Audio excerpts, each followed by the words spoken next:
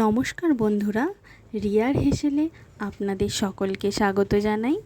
আজকে ওল দিয়ে এক দুর্দান্ত রেসিপি নিয়ে হাজির হলাম। তো রেসিপিটা শুরু করা যাক।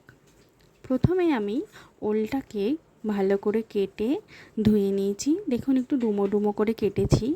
অন্যদিকে কড়াইয়ে তেল দিয়ে আমি তেলের মধ্যে ডুমো ডুমো করে কেটে রাখা ওলগুলোকে দিয়ে ভালো করে ভেজে নেব এবং এতে সামান্য পরিমাণ লবণ এবং সামান্য পরিমাণ হলুদ দিয়ে দেব। দিয়ে ভালো করে আবারও নাড়িয়ে চাড়িয়ে নেব। অন্যদিকে একটা পাত্রের মধ্যে ধনিয়ার গুঁড়ো, জিরের গুঁড়ো, লঙ্কার গুঁড়ো, সাথে হলুদ গুঁড়ো দিয়ে সামান্য পরিমাণ জল দিয়ে একটা লিকুইড রেডি করে নেব এবং আদা আর টমেটোর পেস্ট রেডি করে নেব। ওদিকে আমাদের ওলগুলো ভালো করে ভাজা হয়ে গেছে। ওলগুলোকে তুলে অন্য পাত্রে রেখে কড়াইয়ে সামান্য পরিমাণ তেল দিয়ে তাতে গোটা জিরে ফোড়ন দিয়ে আদা এবং টমেটোর পেস্টটা দিয়ে দেব। এটিকে একটু ভাজা ভাজা করে নিতে হবে।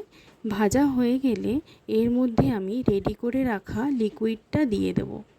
এবার সমস্ত কিছুকে ভালো মতো কষাতে হবে।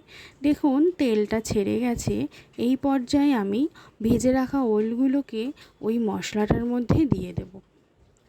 এখন মশলাটার সাথে ভালো করে ওলগুলোকে কষিয়ে নিতে হবে। কষানো হয়ে গেছে।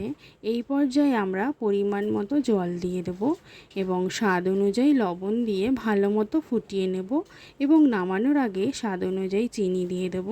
ওপর থেকে ধনেপাতা দিয়ে গার্নিশ করে দেব। এভাবেই কিছুক্ষণ ফোটালেই রেডি হয়ে যাবে আমাদের ওল দিয়ে একটা দুর্দান্ত রেসিপি। খেতে কিন্তু খুবই সুন্দর হয়েছিল।